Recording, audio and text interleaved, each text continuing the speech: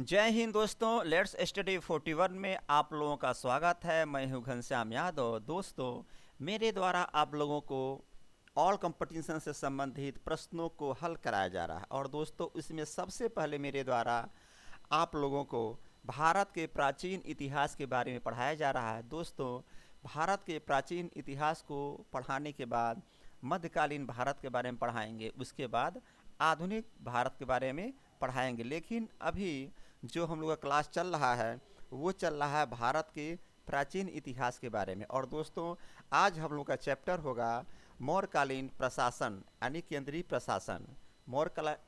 मौर्यकालीन प्रशासन के बारे में आज का चैप्टर होगा। लेकिन आज के चैप्टर पढ़ने से पहले सबसे पहले आइए देखते हैं कल के चैप्टर में हम लोगों ने क्या पढ़ा था, उसका रिवीजन करते हैं और फिर आज के चैप्टर मौर्यकालीन प्रशासन के बारे में चर्चा करते हैं, पढ़ाई करते हैं। तो दोस्तों आइए सबसे पहले कल के चैप्टर को रिवीजन करते हैं। तो दोस्तों, कल के चैप्टर में हमने सबसे पहले आपको बताया था अशोक के बारे में, और अशोक के बारे में जो हम आपको पढ़ा रहे थे उसमें सबसे पहले प्रश्न बना था कलिंग अभिलेख में किसकी बात की गई है। तो दोस्तों, हमने आपको बताया था कलिंग अभिलेख में विश्व शांति की बात की गई। किस चीज़ की बात की गई है? विश्व शांति की बात की गई है कलिंग अभिलेख में। फिर अगला प्रश्न बना था अशोक किस धर्म का अनुयायी था। तो दोस्तों, हमने आपको बताया था अशोक बौद्ध धर्म का अनुयायी था। किस धर्म का अनुयायी था? बौद्ध धर्म का अनुयायी था। फिर अगला प्रश्न बना था अशोक को बौद्ध धर्म का शिक्षा दीक्षा किसने दिया था। अशोक को बौद्ध धर्म का शिक्षा दीक्षा किसने दिया था। तो हमने आपको बताया था अशोक को बौद्ध धर्म का शिक्षा दीक्षा उपगुप्त नामक बौद्ध भिक्षु के द्वारा दिया गया था। अशोक को बौद्ध धर्म का शिक्षा दीक्षा उपगुप्त नामक बौद्ध भिक्षु के द्वारा दिया गया था। फिर अगला प्रश्न बना था अशोक ने किसका उपदेश सुनकर बौद्ध धर्म अपना लिया था। तो दोस्तों, इसका उत्तर बना था अशोक ने निग्रोध के उपदेश को सुनकर बौद्ध धर्म अपनाया था। फिर अगला प्रश्न बना था अशोक ने कितने स्तूपों का निर्माण करवाया था। तो हमने आपको बताया था अशोक ने 84,000 स्तूपों का निर्माण करवाया था। कितने स्तूपों का? 84,000 स्तूपों का निर्माण करवाया था। फिर अगला प्रश्न बना था अशोक बौद्ध धर्म प्रचार के लिए अपने पुत्र महेंद्र एवं पुत्री संघमित्रा को कहाँ भेजा था। तो दोस्तों, इसका उत्तर बना था अशोक ने बौद्ध धर्म के प्रचार प्रसार के लिए अपने पुत्र महेंद्र और पुत्री संघमित्रा को श्रीलंका भेजा था। कहाँ भेजा था? श्रीलंका भेजा था। फिर अगला प्रश्न बना था तृतीय बौद्ध संगीति का आयोजन कहाँ और किसके समय में हुआ था।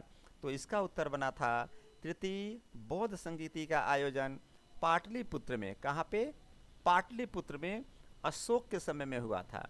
तृतीय बौद्ध संगीति के आयोजन पाटलिपुत्र में अशोक के समय में हुआ था। फिर अगला प्रश्न बना था तृतीय बौद्ध संगीति के अध्यक्ष कौन थे। दोस्तों, इसका उत्तर बना था तृतीय बौद्ध संगीति के अध्यक्ष मोगलीपुत्र तिस्य थे। कौन थे? मोगलीपुत्र तिस्य थे। फिर अगला प्रश्न बना अशोक का धम्म क्या था। तो हमने आपको बताया था अशोक के धम्म का मतलब हुआ ऐसे लोगों का संकलन जिससे जीवन को बेहतर बनाया जा सके। अशोक धम्म का मतलब ऐसे लोगों का संकलन जिससे जीवन को बेहतर बनाया जा सके, उसे अशोक का धम्म कहा जाता था। फिर अगला प्रश्न आया अशोक के धम्म की जानकारी किस शिलालेख से मिलती है। तो दोस्तों, इसका उत्तर बना था अशोक के धम्म की जानकारी अशोक के 11वें शिलालेख से मिलती है। किस शिलालेख से? अशोक के 11वें शिलालेख से मिलती है। फिर अगला प्रश्न बना कलिंग युद्ध की जानकारी कहाँ से मिलती है। तो दोस्तों, कलिंग युद्ध की जानकारी अशोक के 13वें शिलालेख से मिलती है। किस शिलालेख से? 13वें शिलालेख से मिलती है कलिंग युद्ध की जानकारी। तो दोस्तों, अशोक के धम्म की जानकारी अशोक के 11वें शिलालेख से मिल रही है और कलिंग युद्ध की जानकारी अशोक के 13वें शिलालेख से मिल रही है। फिर अगला प्रश्न बना आजीवक संप्रदाय की स्थापना किसने किया था। इसका उत्तर बना था आजीवक संप्रदाय की स्थापना मखली गोसाल ने किया था। किसने किया था? मखली गोसाल ने किया था आजीवक संप्रदाय की स्थापना। फिर अगला प्रश्न बना चाणक्य ने अर्थशास्त्र में परंपरागत कितने बड़ों का उल्लेख किया? दोस्तों हमने आपको बताया था चाणक्य ने अर्थशास्त्र में परंपरागत 4 वर्णों का उल्लेख किया था। पहला ब्राह्मण, दूसरा क्षत्रिय, तीसरा वैश्य, चौथा शूद्र। फिर दोस्तों हम लोग परावर्ती मौर्य शासक पर आए और परावर्ती मौर्य शासक में सबसे पहला प्रश्न बना था मौर्य साम्राज्य का शासन कितने वर्षों तक रहा? तो हमने आपको बताया था मौर्य साम्राज्य का शासन 137 वर्षों तक रहा। कितने समय तक? 137 वर्ष तक रहा था। फिर अगला प्रश्न बना था मौर्य साम्राज्य का अंतिम शासक कौन था? तो दोस्तों इसका उत्तर बना था मौर्य साम्राज्य का अंतिम शासक बृहद्रथ था। कौन था? बृहद्रथ। मौर्य साम्राज्य का अंतिम शासक बृहद्रथ था। और अगला प्रश्न बना था बृहद्रथ की मृत्यु कैसे हुई थी? तो हमने आपको बताया था बृहद्रथ की मृत्यु 185 ईसा पूर्व में। कब? 185 ईसा पूर्व में बृहद्रथ के सेनापति पुष्यमित्र शुंग द्वारा हत्या कर दी गई थी। यानी बृहद्रथ की हत्या कर दी गई। और कौन किया था? उसी के सेनापति पुष्यमित्र शुंग ने किया था। और कब किया था? 185 ईसा पूर्व। और उसके बाद मगध में शुंग वंश की प्रारंभ हो जाता है। मगध में शुंग वंश का प्रारंभ हो जाता है। तो दोस्तों बृहद्रथ की मृत्यु 185 ईसा पूर्व में बृहद्रथ के सेनापति पुष्यमित्र शुंग द्वारा हत्या कर दी जाती है और मगध में शुंग वंश का प्रारंभ हो जाता है। फिर अगला प्रश्न बना अशोक के मौर्य साम्राज्य को कितने भागों में बांटा गया और किसको दिया गया? तो हमने आपको बताया था अशोक ने मौर्य साम्राज्य को 2 भागों में बांट दिया था। पहला पूर्वी भाग, दूसरा पश्चिमी भाग। और दोस्तों पूर्वी भाग को अपने पुत्र दशरथ को दे दिया और पश्चिमी भाग को अपने पुत्र कुणाल को दे दिया था। तो दोस्तों इस प्रकार कल हमने आप लोगों को जो चैप्टर पढ़ाया था उसका रिवीजिंग हो गया। अब आइए आज के चैप्टर को पढ़ना प्रारंभ करते हैं। तो दोस्तों आज के चैप्टर का सब्जेक्ट है मौर्यकालीन प्रशासन यानी केंद्रीय प्रशासन। और आज सबसे पहले प्रश्न बन रहा है मौर्य काल में किस प्रकार की व्यवस्था थी? मौर्य काल में किस प्रकार की व्यवस्था थी? तो दोस्तों इसका उत्तर है मौर्य काल में केंद्रीय व्यवस्था थी। कैसी व्यवस्था थी? केंद्रीय व्यवस्था थी। ध्यान देंगे दोस्तों आज के डेट में हमारे यहाँ जो सरकार चलती है यहाँ पर संघात्मक व्यवस्था है। लेकिन एक बात जरूर कहूँगा संघात्मक व्यवस्था तो है, जैसे 28 स्टेट काम कर रहे हैं और उसके ऊपर केंद्र काम कर रहा है, संघात्मक व्यवस्था है। लेकिन सबसे अधिक पावर केंद्र को दिया गया है ताकि कोई ऐसी समस्या न खड़ी हो जाए राज्यों में, चूँकि राज्य में मुख्यमंत्री होते हैं, कुछ ऐसा ना काम कर दें कि कह सकते हैं कि देश के अनहित में हो, हित में ना हो। इसलिए केंद्रीय व्यवस्था की गई है कि अगर कोई सरकार का मतलब स्टेट गवर्नमेंट कुछ ऐसा करती है जो देश के हित में नहीं है तो वहाँ पर केंद्र हस्तक्षेप कर देता है और अपने हिसाब से काम करता है या करवाता है, ऐसा पावर दिया गया है। तो दोस्तों अभी भारत में संघात्मक व्यवस्था है लेकिन सबसे अधिक पावर केंद्र को दिया गया है। और मौर्य काल में सबसे अधिक पावर केंद्र को ही था, वहाँ पर संघात्मक व्यवस्था नहीं थी, वहाँ पर केंद्रीय व्यवस्था ही थी। चूँकि उस समय राजा हुआ करते थे और जो राजा कार्य करते थे उसी को सबको मानना पड़ता था। तो दोस्तों आज का प्रश्न पहला ही बना कि मौर्य काल में किस प्रकार की व्यवस्था थी, तो आप उत्तर देंगे मौर्य काल में केंद्रीय व्यवस्था थी। फिर अगला प्रश्न बना मौर्य काल के प्रशासनिक संरचना किस प्रकार की थी? यानी कि मौर्य काल में जो प्रशासनिक संरचना था वह किस प्रकार का था? तो दोस्तों इसका उत्तर बनेगा मौर्य काल में जो प्रशासन की संरचना थी वो व्यवस्था निम्न प्रकार की थी, जो आगे हम आपको बताने वाले हैं। 5 प्रकार की व्यवस्था थी। पहला था केंद्रीय शासन, ध्यान देंगे, पहला था केंद्रीय शासन, दूसरा था प्रांत, तीसरा था मंडल, चौथा था विषय या आहार और 5वां था ग्राम। ध्यान देंगे मौर्य काल में जो प्रशासन की व्यवस्था थी इस तरह से बटी हुई थी। सबसे ऊपर केंद्रीय शासन था, उसके बाद प्रांत, उसके बाद मंडल, उसके बाद विषय या आहार, उसके बाद ग्राम आते थे। फिर समझिए आज के डेट में हमारे देश में जो व्यवस्था चल रही है ठीक लगभग इसी प्रकार से चलती, जैसे सबसे पहले केंद्र आता है, उसके बाद दोस्तों स्टेट गवर्नमेंट आता है, और उसके बाद स्टेट में मंडल आता है, जिला के ऊपर होता है, जिला के नीचे तहसील आता है। मतलब जो व्यवस्था होती है ऊपर से नीचे तक, हम तुलना कर सकते हैं कि कैसी व्यवस्था थी इस समय गवर्नमेंट से और उस समय के प्रशासन से। तो उस समय सबसे ऊपर केंद्रीय शासन था, और जो दोस्तों इसका प्रमुख राजा होता था। कौन होता था? राजा। केंद्रीय शासन में सबसे प्रमुख होता था राजा, यानी कि सारे लोगों से, इन सारे लोगों से ऊपर राजा होता था। क्योंकि ये लोग काम तो कर रहे थे, लेकिन अगर कोई ऐसी व्यवस्था जो इन लोग बिगाड़ रहे हैं या कुछ ऐसा काम कर रहे हैं जो कि उस समय के राजा के हित में नहीं है या प्रजा के हित में नहीं है, केंद्र शासन में जो राजा होता था उसको रोक देता था और अपने हिसाब से काम करवाता था। इसलिए कह सकते हैं उस समय केंद्रीय शासन की व्यवस्था थी और केंद्र का शासन जो था राजा के हाथ में होता था। फिर उसके नीचे प्रांत आते थे। मान लीजिए पूरा राजा का क्षेत्र हो गया बहुत बड़ा, उसके अंदर 2, 4 या 5 प्रांत आते थे, तो वो केंद्र शासन के अंदर होते थे। कौन? प्रांत। उसके नीचे दोस्तों मंडल आता था, कई मंडल को मिला करके एक प्रांत बन जाता था। फिर मंडल के नीचे विषय या आहार आता है, विषय या आहार, कई विषय या आहार मिला करके एक मंडल बन जाता था। ग्राम तो समझ ही सकते हैं, जैसे आज के डेट में भी ग्राम है उसी तरह से ग्राम होता था, तो कई ग्राम मिला करके विषय या आहार बन जाता है। अब आइए दोस्तों समझते हैं कि केंद्रीय शासन का प्रमुख कौन होता था, प्रांत का प्रमुख कौन होता था, मंडल का प्रमुख, विषय या आहार का प्रमुख और ग्राम का प्रमुख कौन होता था। तो दोस्तों मैं अभी बताया कि केंद्रीय शासन का प्रमुख राजा होता था और प्रांत का प्रमुख, इनके प्रमुख को कुमार कहा जाता था। प्रांत के प्रमुख को क्या कहा जाता था? कुमार कहा जाता था, या आर्यपुत्र और राष्ट्रिक कहते थे। यानी जो प्रांत के प्रमुख थे खास करके कुमार ही कहा जाता था, लेकिन इनके और भी नाम थे आर्यपुत्र और राष्ट्रिक। यानी प्रांत के प्रमुख को कुमार, आर्यपुत्र और राष्ट्रिक कहा जाता था। फिर अगला प्रश्न आया मंडल, यानी इसके प्रमुख को क्या कहा जाता है? तो दोस्तों मंडल के प्रमुख को प्रदेशिका या प्रतिष्ठा कहा जाता था। जो मंडल के प्रमुख होते थे उनको प्रदेशिक और प्रतिष्ठा कहा जाता था।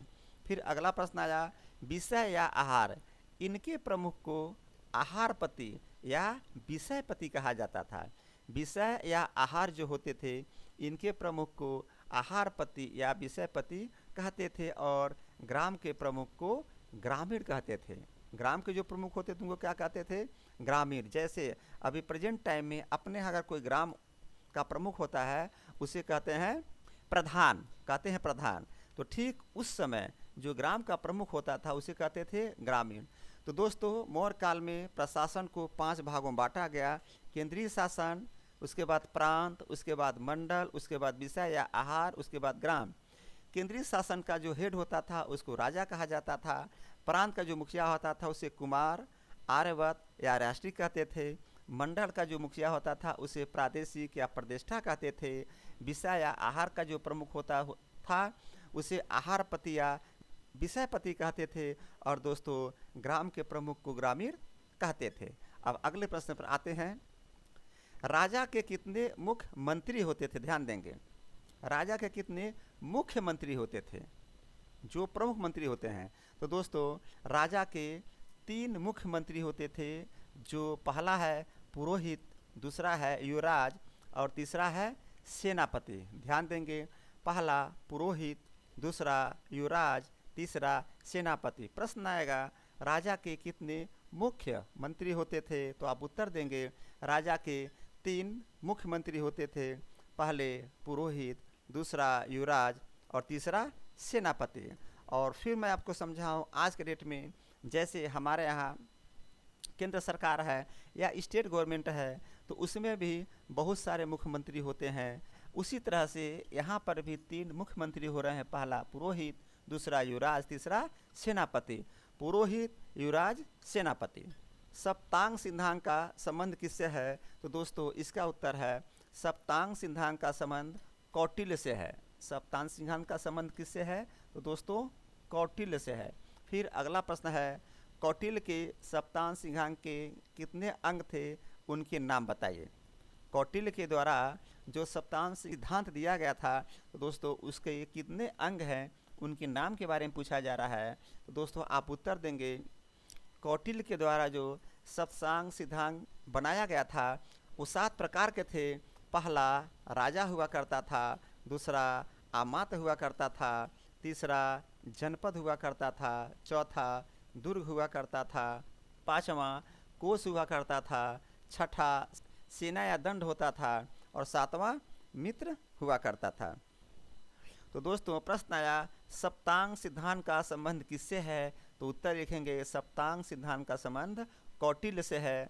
और कौटिल्य के सप्तांग सिद्धांत के कितने अंग थे उनके नाम बताइए, तो आप तो उत्तर देंगे कौटिल्य के सप्तांग सिद्धांत के 7 अंग थे, जिनमें राजा, आमात, जनपद, दुर्ग, कोष, सेना या दंड और मित्र हुआ करते थे। फिर अगला प्रश्न बना मौर्य साम्राज्य में सबसे प्रमुख अधिकारी कितने होते थे। दोस्तों मौर्य साम्राज्य में सबसे प्रमुख अधिकारी कौन हुआ करते थे, तो आप उत्तर देंगे मौर्य साम्राज्य में सबसे प्रमुख अधिकारी 18 हुआ करते थे। कितने? 18 अधिकारी होते थे जो सबसे प्रमुख होते थे, जिनको तीर्थ कहा जाता था। मौर्य साम्राज्य में सबसे प्रमुख अधिकारी कितने हुए? 18। और जो अधिकारी होते थे उनको क्या कहा जाता था, तो दोस्तों उनको तीर्थ कहा जाता था। तो प्रश्न बना मौर्य साम्राज्य में सबसे प्रमुख अधिकारी कितने होते थे, आप उत्तर देंगे मौर्य साम्राज्य में सबसे प्रमुख अधिकारी 18 होते थे, जिनको तीर्थ कहा जाता था। फिर अगला प्रश्न बना 18 अधिकारियों जिन्हें तीर्थ कहा जाता था उनके मुख्य अधिकारियों के नाम बताएं। यानी कि जो 18 अधिकारी थे दोस्तों, तो उनके कुछ मुख्य अधिकारी होते थे, उनके नाम के बारे में पूछ रहा है। चूँकि 18 अधिकारियों के बारे में नहीं पढ़ाया जाएगा, कुछ जो मुख्य अधिकारी हैं उनके बारे में बताया जा रहा है कि जो 18 अधिकारी होते थे उसमें जो मुख्य अधिकारी हैं उनके नाम बताइए। तो दोस्तों उनमें सबसे पहले आता है मंत्री। 18 अधिकारी में सबसे पहले आया मंत्री और इनका कार्य प्रधानमंत्री का था। ध्यान देंगे इनका कार्य क्या था? प्रधानमंत्री का काम था। दूसरे थे पुरोहित। ध्यान दीजिएगा नाम से ही पता चल जाएगा कि पुरोहित का काम क्या था। तो दोस्तों इनका कार्य धर्माधिकारी का होता है। पुरोहित का काम क्या होता था? धर्माधिकारी का होता था। और युवराज का काम होता था, ये राजा का उत्तराधिकारी होता है। जो तीसरा था युवराज, ये राजा का उत्तराधिकारी होता था। और दोस्तों चौथा था समाहर्ता। ये क्या करते थे? राजस्व विभाग का प्रधान अधिकारी होता था। कौन? समाहर्ता राजस्व विभाग का प्रधान होता था। देखिए मंत्री ये प्रधानमंत्री का काम करते थे। पुरोहित इनका कार्य धर्माधिकारी का होता है, धर्म से संबंधित काम होता था, वो पुरोहित देखते थे। युवराज राजा का उत्तराधिकारी होता था। और दोस्तों समाहर्ता ये राजस्व विभाग का प्रधान अधिकारी होता था। फिर अगला है सन्निधाता थे। ये राजकीय कोषाध्यक्ष होते थे। कोषाध्यक्ष का मतलब समझ सकते हैं, पैसे से संबंधित काम ये देखा करते थे। और उसके बाद छठा आया प्रदेष्टा फौजदारी मामले के मुख्य न्यायाधीश को प्रदेष्टा कहते थे। यानी जो प्रदेष्टा अधिकारी होता था वो फौजदारी मामले का मुख्य न्यायाधीश होता था। और सातवां है व्यवहारिक। और दोस्तों व्यवहारिक दीवानी न्यायालय के मुख्य न्यायाधीश को व्यवहारिक कहते थे। यानी जो दीवानी न्यायालय का मुख्य न्यायाधीश होता था उसे व्यवहारिक कहते थे। और जो फौजदारी मामले का मुख्य न्यायाधीश होता था उसे प्रदेष्टा कहते थे। फौजदारी मामले का मुख्य न्यायाधीश को प्रदेष्टा कहा जा रहा है और दीवानी न्यायालय के मुख्य न्यायाधीश को व्यवहारिक कहा जा रहा है। तो दोस्तों 18 अधिकारियों में जो मुख्य अधिकारी हैं उनमें 7 का मैंने नाम बता दिया। पहला मंत्री, दूसरा पुरोहित, तीसरा युवराज, चौथा समाहर्ता, पांचवा सन्निधाता, छठा प्रदेष्टा और सातवां व्यवहारिक। मंत्री का काम क्या था? वो प्रधानमंत्री का काम करते थे। पुरोहित इनका कार्य धर्माधिकारी का होता है, यानी धर्म से संबंधित काम को देखते थे। कौन? पुरोहित।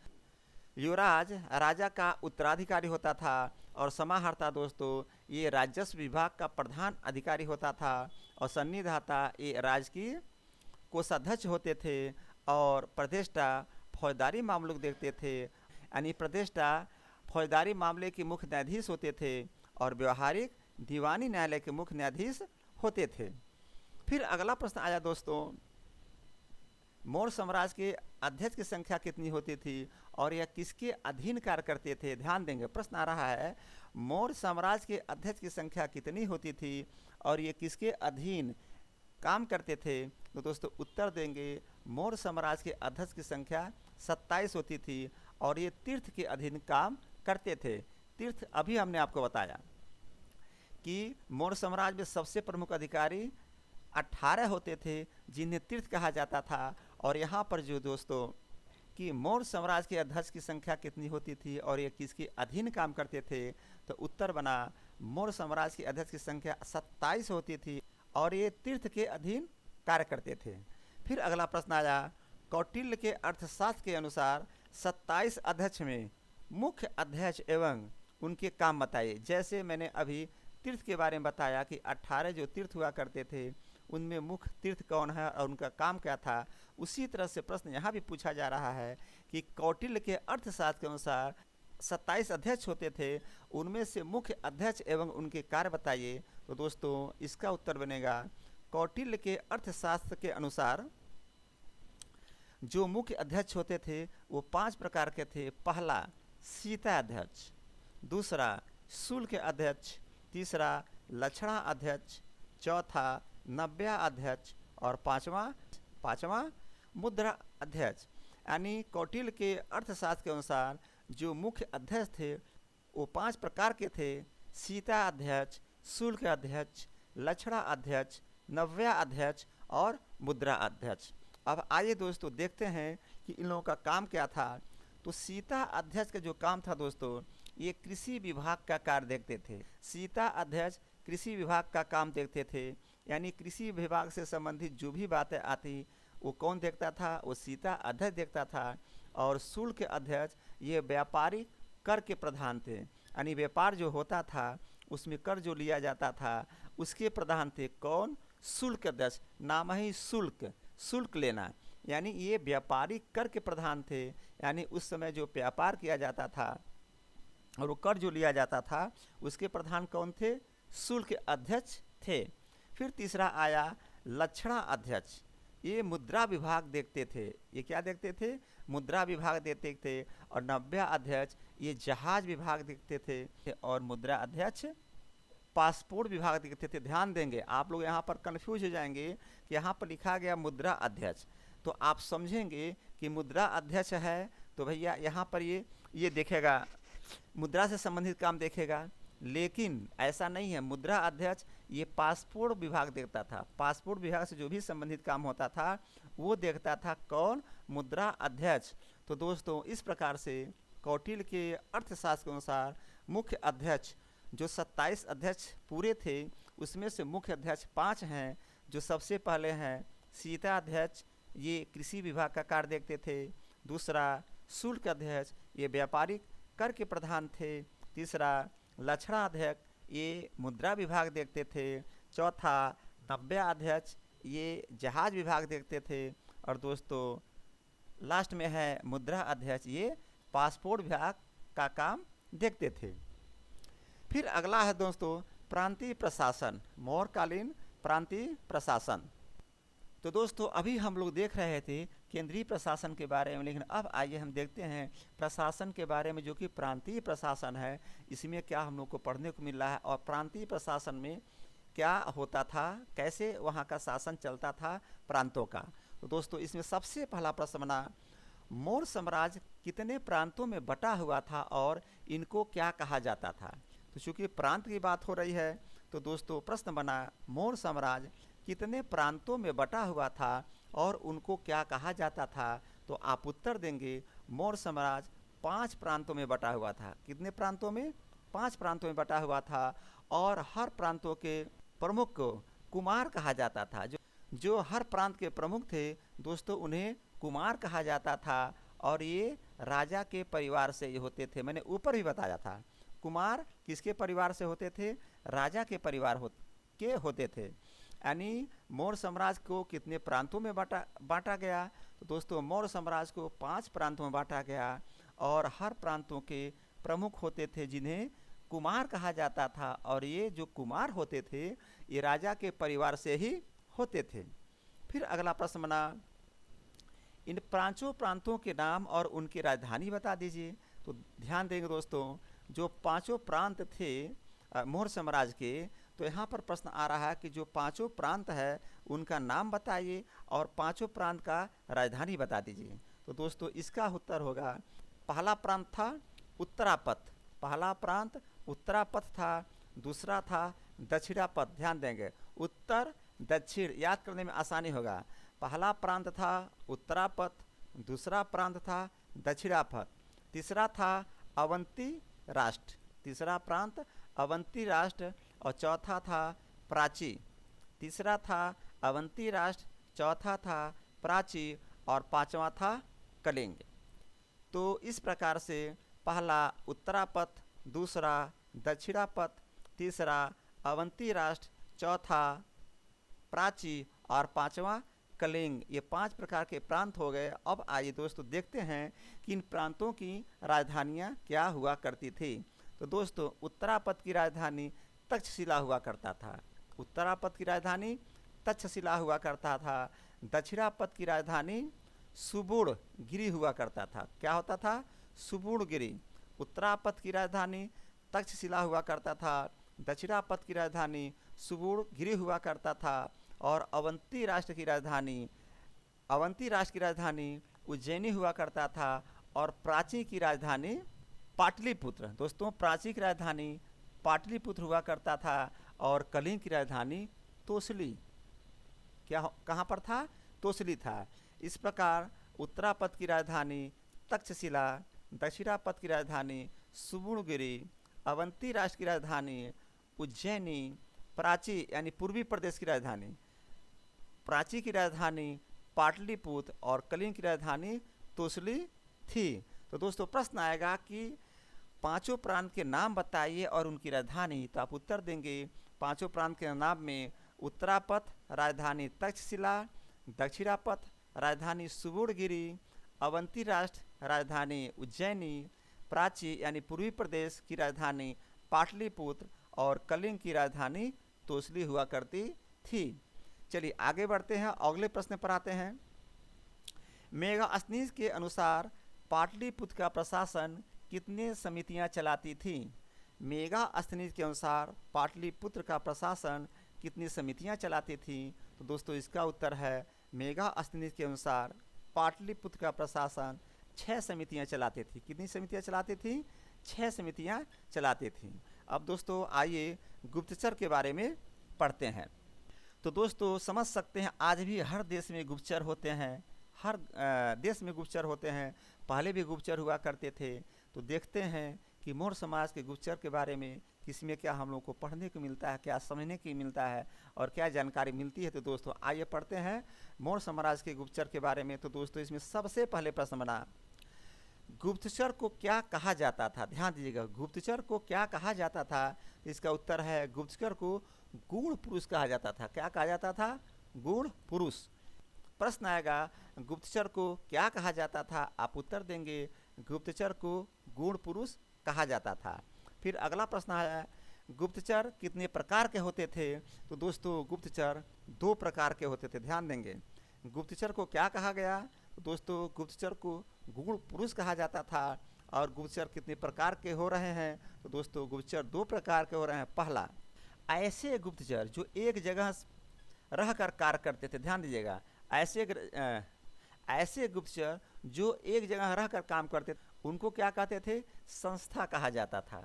ऐसे गुप्तचर जो एक जगह रहकर काम करते थे उनको संस्था कहा जाता था। और ऐसे गुप्तचर जो एक जगह से दूसरे जगह जाया करते थे, यानी घूमते थे, आते जाते रहते थे, उसे संचार कहते थे। क्या कहते थे? संचार। तो दोस्तों प्रश्न आएगा, गुप्तचर कितने प्रकार के होते हैं? उत्तर लिखेंगे, गुप्तचर 2 प्रकार के होते हैं। पहला, ऐसे गुप्तचर जो एक जगह रहकर कार्य कर रहे हैं उसे संस्था कहा जाता था। और ऐसे गुप्तचर जो एक जगह से दूसरे जगह आया जाया करते थे और इस प्रकार से काम करते थे उसे संचार कहते थे। तो दोस्तों गुप्तचर में 2 प्रश्न क्लियर हुआ। गुप्तचर को क्या कहा जाता था? उत्तर बना गुप्तचर को गुण पुरुष कहा जाता था। गुप्तचर कितने प्रकार के होते थे? गुप्तचर 2 प्रकार के होते थे। पहला, ऐसा गुप्तचर जो एक जगह रहकर कार्य करता था उसे संस्था कहा जाता था, और ऐसा गुप्तचर जो एक जगह से दूसरे जगह आया जाया करता था उसे संचार कहा जाता था। अगला प्रश्न बना गुप्तचर से संबंधित, गुप्तचर विभाग का जो प्रमुख होता था उसे क्या कहा जाता था? तो दोस्तों गुप्तचर विभाग का जो प्रमुख होता था उसे महामात्य सर्प कहा जाता था। ध्यान देंगे, हर विभाग का कोई न कोई हेड होता है, हर विभाग का कोई न कोई हेड होता है। तो यहाँ पर प्रश्न यही बन रहा है कि गुप्तचर विभाग का जो प्रमुख होता था यानी हेड होता था उसे क्या कहा जाता था? तो आप उत्तर देंगे गुप्तचर विभाग का जो प्रमुख होता था यानी कि हेड होता था उसे महामात्य सर्प कहा जाता था। क्या कहा जाता था? महामात्य सर्प कहा जाता था। अब दोस्तों आगे बढ़ें, राजस्व विभाग को देखते हैं कि राजस्व विभाग की कैसी व्यवस्था थी उस समय की। तो दोस्तों राजस्व विभाग में सबसे पहले प्रश्न आया, आय का मुख्य स्रोत क्या है? आय का मुख्य स्रोत क्या है? इसका उत्तर देंगे आय का मुख्य स्रोत भू राजस्व है, यानी भूमि कर है। ध्यान देंगे उस समय आय का मुख्य स्रोत क्या हुआ करता था, प्रश्न आएगा तो आप उत्तर देंगे आय का मुख्य स्रोत दोस्तों उस समय का भू राजस्व होता था, यानी भूमि कर हुआ करता था। तो फिर अगला प्रश्न बना भूमि को कितने भागों में बांटा गया? तो दोस्तों ध्यान देंगे भूमि को 3 भागों में बांटा गया था। कितने भागों में? भूमि को 3 भागों में बांटा जा रहा है। प्रश्न आएगा भूमि को कितने भागों में बांटा गया? आप उत्तर देंगे भूमि को 3 भागों में बांटा गया। पहला सीता भूमि, दूसरा भाग और तीसरा अवैध मातृक।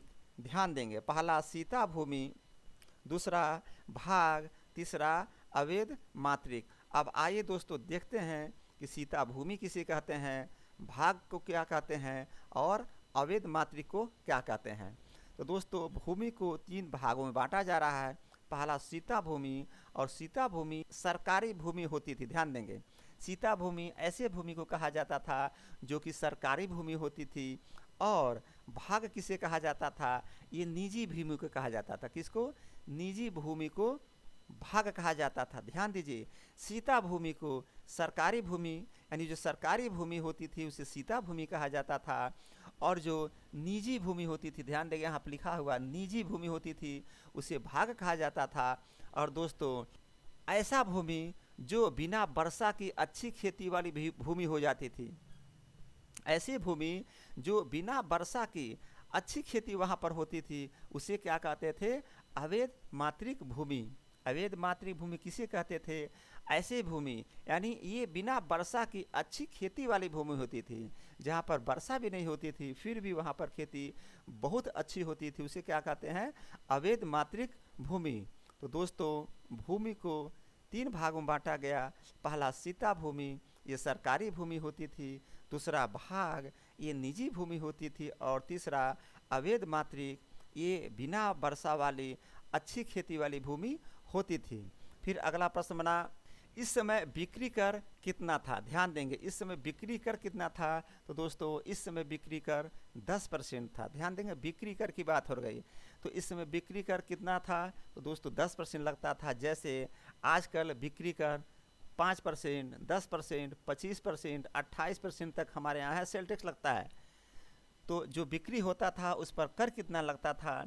तो उस समय दोस्तों 10% का बिक्री कर था। प्रश्न आएगा कि इस समय की बिक्री कर कितना था? आप उत्तर देंगे इस समय बिक्री कर 10% था।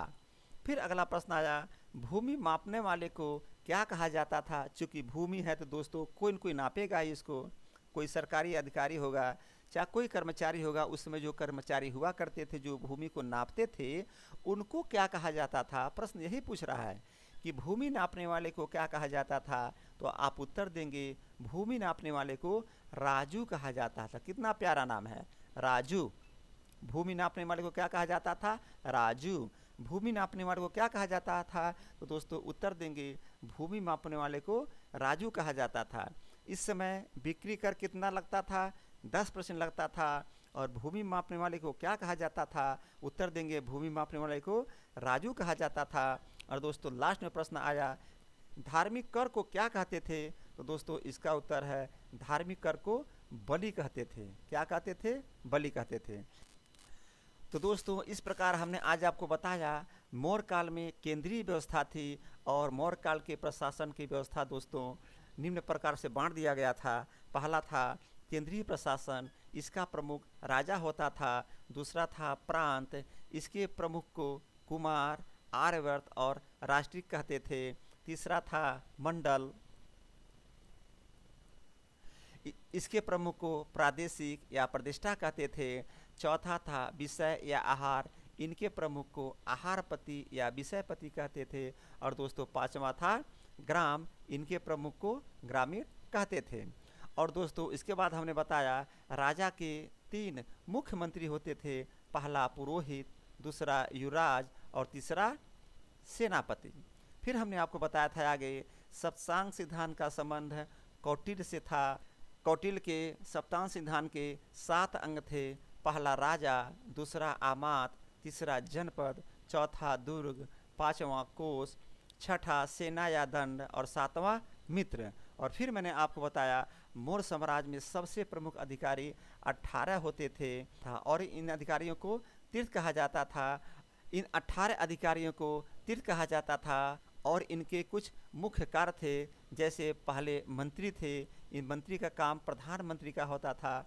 दूसरा होते थे पुरोहित, इनका कार्य धर्माधिकारी का होता था। तीसरा था युवराज, युवराज राजा का उत्तराधिकारी होता था। और चौथा समाहर्ता थे, ये राजस्व विभाग का प्रधान होते थे।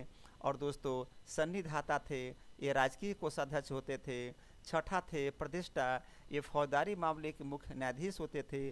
और दोस्तों सातवां थे व्यवहारिक, ये दीवानी न्यायालय के प्रमुख न्यायाधीश होते थे। फिर हमने आपको बताया था मौर्य साम्राज्य के अध्यक्ष की संख्या 27 थी। जैसे मौर्य साम्राज्य में अभी मैंने आपको बताया कि अधिकारी की संख्या 18 थी, उसी तरह से मौर्य साम्राज्य में अध्यक्ष की संख्या 27 थी और ये अध्यक्ष तीर्थ के अधीन काम करते थे। फिर मैंने आपको बताया कौटिल्य के अर्थशास्त्र के अनुसार मुख्य अध्यक्ष, उनके कार्य निम्न और प्रकार, यानी कि कौटिल्य के अर्थशास्त्र के अनुसार जो मुख्य अध्यक्ष होते थे वो निम्न प्रकार के होते थे और उनके काम निम्न प्रकार के थे। जैसे पूरे 27 के बारे में नहीं पढ़ना था, केवल 5 के बारे में पढ़ना था, उसी के बारे में बताया जा रहा है। पहला था सीता अध्यक्ष, ये कृषि विभाग का कार्य देखते थे। दूसरा था शुल्क अध्यक्ष, ये व्यापारिक कर के प्रधान थे। तीसरा थे लछड़ा अध्यक्ष, ये मुद्रा विभाग को देखते थे। चौथा नव्या अध्यक्ष, ये जहाज विभाग को देखते थे। और दोस्तों पांचवा था मुद्रा अध्यक्ष, ये पासपोर्ट विभाग को देखते थे। फिर हमने आपको बताया मौर्य साम्राज्य को 5 प्रांतों में बांट दिया गया था। हर प्रांत के एक प्रमुख हुआ करते थे जिसे कुमार कहते थे और ये कुमार राजा के परिवार से ही होते थे। फिर मैंने आपको बताया कि इन 5 प्रांतों के नाम के बारे में कि पहला नाम था उत्तरापथ, इनकी राजधानी तक्षशिला थी। दूसरा नाम था दक्षिणापथ, इनकी राजधानी सुबुरगिरी होती थी। और तीसरा प्रांत था अवंती राष्ट्र, इनकी राजधानी उज्जैनी हुआ करती थी। और दोस्तों चौथा प्रांत प्राची थी, जो पूर्वी प्रदेश कह सकते हैं, इनकी राजधानी पाटलिपुत्र थी। और दोस्तों पांचवा प्रांत कलिंग था, जिसकी राजधानी तोसली हुआ करती थी।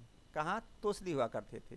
फिर दोस्तों हमने आपको बताया मेगा अस्तिनिज के अनुसार पाटलिपुत्र का प्रशासन 6 समितियां चलाती थी। फिर गुप्तचर के बारे में हमने आपसे चर्चा किया। गुप्तचर को गूढ़ पुरुष कहा जाता था। और दोस्तों गुप्तचर 2 प्रकार के होते थे। ऐसे गुप्तचर जो एक जगह रहकर कार्य करते थे उसे संस्था कहा जाता था, और ऐसे गुप्तचर जो एक जगह से दूसरे जगह जाया करते थे उसे संचार कहा जाता था। फिर हमने आपको बताया था गुप्तचर विभाग का जो प्रमुख होता था उसे महामात्य सर्प कहा जाता था। फिर मैंने आपको राजस्व विभाग के बारे में बताया कि आय का मुख्य स्रोत भू राजस्व था, यानी भूमि कर था दोस्तों। और भूमि को 3 भागों में बांट दिया गया था, यानी उस समय के भूमि को 3 भागों में बांटा गया था। पहला सीता भूमि, और दोस्तों जो सरकारी भूमि होती थी उसे सीता भूमि कहते थे। दूसरा था भाग, और ऐसा भूमि जो निजी भूमि होती थी उसे भाग कहते थे। और अवैध मात्रिक का मतलब ऐसा भूमि जो बिना वर्षा अच्छी खेती होती थी वहाँ पर, उसे कहते थे अवैध मात्रिक भूमि। फिर मैंने आपको आगे बताया इस समय बिक्री कर 10% हुआ करता था और भूमि मापने वाले को राजू कहा जाता था। और दोस्तों धार्मिक कर को बलि कहा जाता था, धार्मिक कर को बलि कहा जाता था। तो दोस्तों इस प्रकार से आज का चैप्टर मौर्यकालीन प्रशासन, केंद्रीय प्रशासन और प्रांतीय प्रशासन, फिर गुर्जर के बारे में हमने आपको बताया, फिर राजस्व विभाग के बारे में बताया। यानी इतनी सारी चर्चाएं आज के चैप्टर में कर लिया गया। थोड़ा सा लंबा चैप्टर रहा लेकिन कोई बात नहीं दोस्तों, पढ़ना ही तो है, पढ़ना है और आगे बढ़ना है। तो टेंशन नहीं लेने का दोस्तों, ढंग से पढ़ने का और आगे बढ़ने का। इसी के साथ मैं आज का क्लास समाप्त करता हूँ। जय हिंद, जय भारत।